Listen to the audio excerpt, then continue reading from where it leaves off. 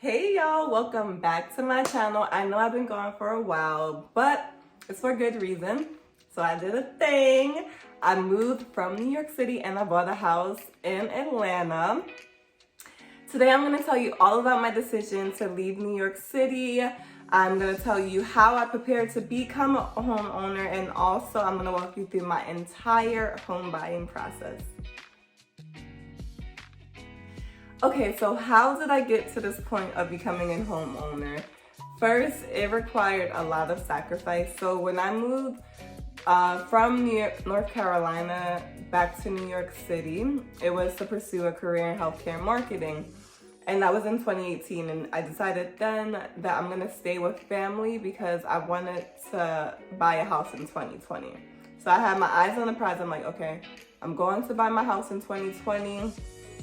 Let me just make this short-term sacrifice, which it was a sacrifice in terms of having personal space, but I actually enjoyed being closer to my parents as an adult and just like spending quality time with them, which I haven't done in a very long time.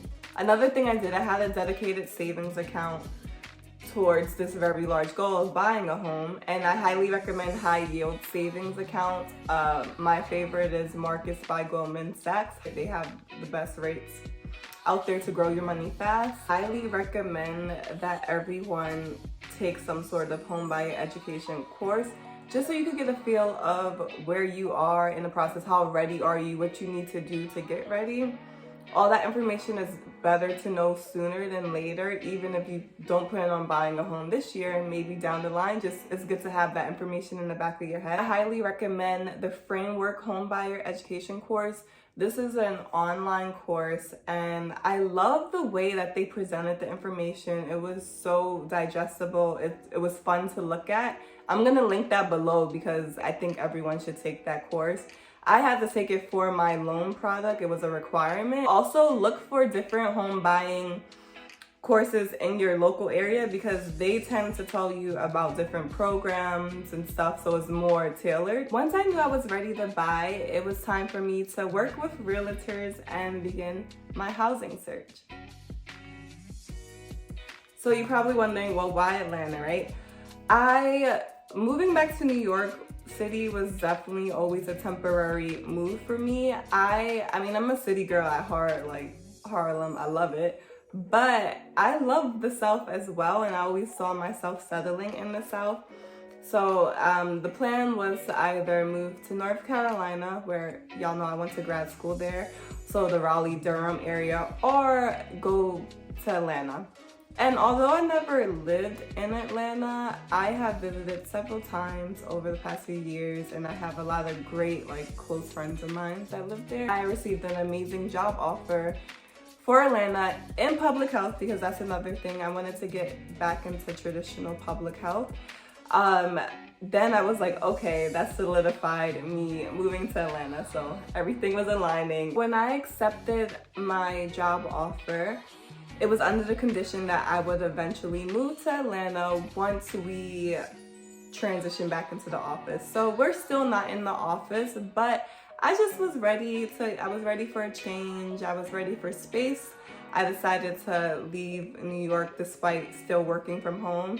And plus, interest rates right now, y'all, are so amazing. I got mine for 2.875%, so that was definitely a huge factor for me. One of the best advice that I received early on was talk to multiple realtors. So when I first began my process, I was connected with the realtor through a friend who recently bought in Atlanta, and then also through another mutual friend who relocated from New York City as well. I spoke to two people. The first person, I had screening calls with both of them. It really is kind of like dating.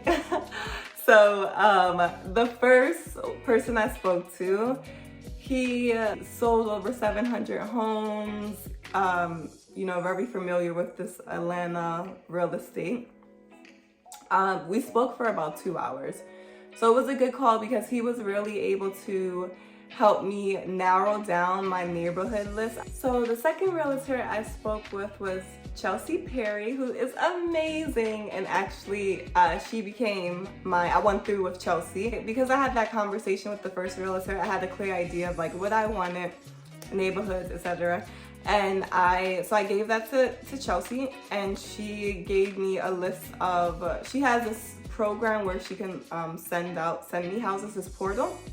So she sent me houses to look at through the portal, and then I narrowed it down so that we had a clear idea of what I would see when I got to Atlanta in December. Fast forward, I get to Atlanta, so I meet with the first realtor, and I'm like, oh, so excited to see houses today, yay! He's like, oh, actually, we're just gonna drive around some neighborhoods. There's not much in inventory right now.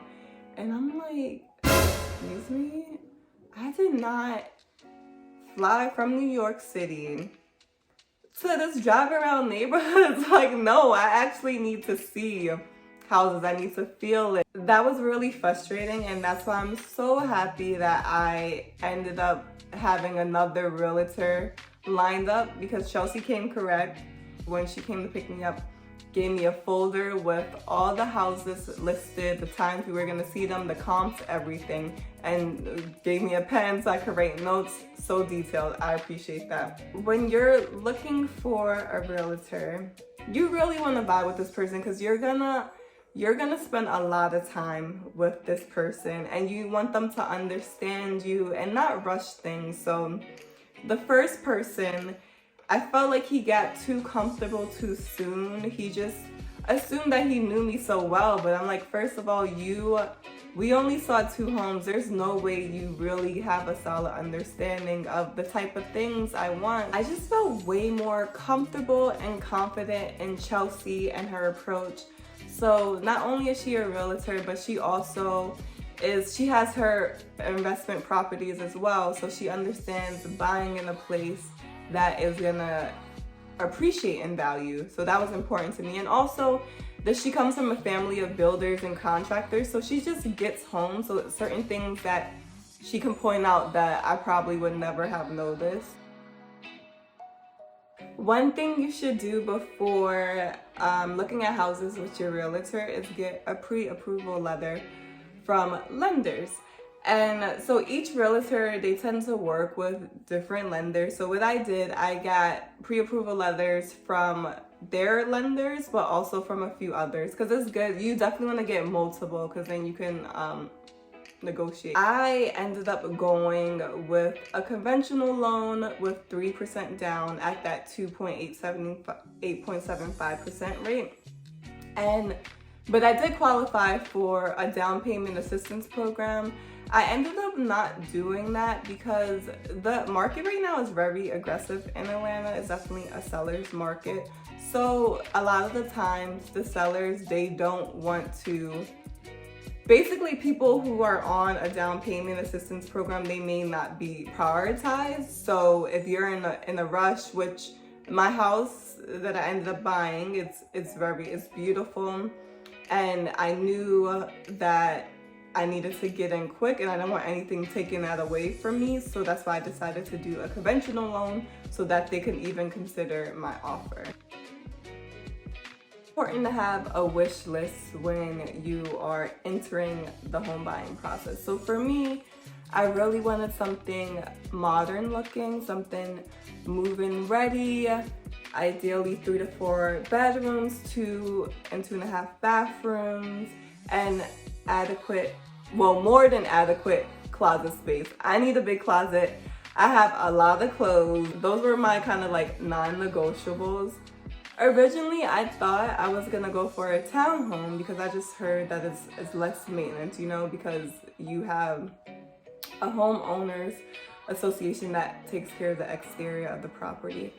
And so I was like, I'm gonna go for a townhome. But the thing is that, multiple reasons why I didn't go with townhomes. First, the HOA fees are crazy sometimes on the townhome. And it was to the point where I felt like with that fee and what it would bring the mortgage payment, I might as well just get more house for that fee. My budget was around $300K, and there really weren't any nice modern looking townhomes in that price point. So because of that, I decided to become more open to the idea of having a single family home. I saw about 8 homes with Chelsea, and it was a fun process just to see like the different styles and stuff. The way I found my current house, it wasn't on our list. I was visiting the house across the street, was trying to get in, but the key literally didn't work. And then I look up and then I saw my beautiful house. If that wasn't fate, I don't know what is. So yeah, that happened and we saw it. I'm like, oh, it's actually, they had a listing agent's number. So Chelsea called the listing agent, got the code, and then we checked it out. And the inside, it was definitely, so it was a flip and it was being renovated, and it wasn't complete when I saw it, but I can see where the renovations were going, and I loved what I saw. And first of all, the closet was just so big. It was move-in ready, 4 bedrooms. Compared to everything that I saw in that day, I couldn't stop thinking about this house. So I decided to put an offer on it, also because, you know, I wanted to get it before it hit the market, because I knew this is the way houses are moving right now in Atlanta. If the house would have hit the market, it probably would have went for way more than I wanted to pay for it. And there would have been multiple offers and all of that. So I'm like, let me just get in now. Let's at least attempt to get in now. And it worked out. I mean, they accepted the offer, and yeah, so then the fun began. Chelsea was able to negotiate $9,000 in closing costs. I was able to pick my appliances because I got in so early. I got to pick all my appliances, and I was able to make a few cosmetic changes as well, because like I said, they were close to being done, but not really. There was still a lot to do at that point when I visited. So that was great. It really kind of felt like I was renovating the house myself to a point. So we set my closing date to February 8th, but the house was supposed to be ready by the end of December.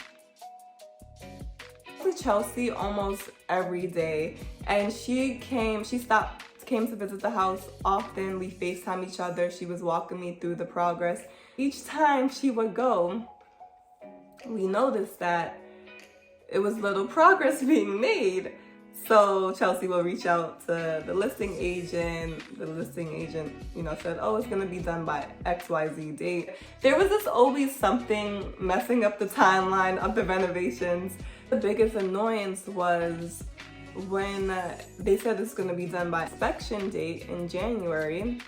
So I'm like, okay, that's fine. So I fly from New York City for the inspection, and there's still major things that were not done, to the point that the inspector couldn't properly inspect. So they ended up paying him to come back out once everything was done, because, you know, you can't do a proper inspection if there's multiple things that are incomplete. And I've been a homeowner for 2 months now, and it still feels so crazy. But then I'm like, no, it's not crazy. I worked so hard for this. I manifested this. I sacrificed a lot for this. So I'm so excited to just relish all of this and take it in. And it's really helping me become a stronger person, because homeownership, it is not for the weak at heart. Yeah, so I need y'all to check out this next video where I bring you through the ups and the very low moments of my first month as a homeowner. I'll see y'all soon.